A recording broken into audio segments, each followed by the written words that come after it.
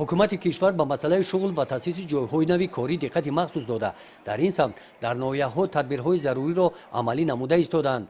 در ناحیه به نام میر سعید علی حمدانی برگزار نمودن یارمارکه‌های جایهای کار خالی و وظیفه‌های آزاد یکی از این تدبیرهای میباشند که ساکنان بیشغل با اشتراک در این چاره‌بینی کار دلخواه خود را پیدا کرده میتوانند.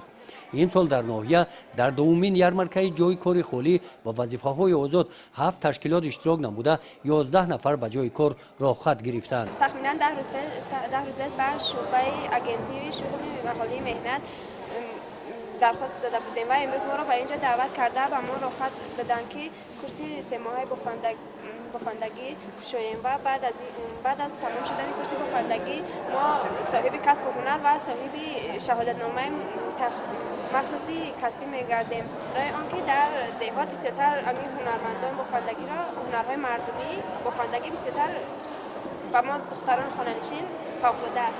اگنتی مهنت و شغل اهالی در ناحیه وضع اویله‌ها را تحلیل نموده ساکنان بیشغل را به کارهای خانگی، کاسبی، هنرهای مردمی اینچنین کارهای موسمی و خدمترسانی جلب نموده است. در یارمارکه 20 نفر زنان بیشغل و کسب آموزی راه خط گرفتند.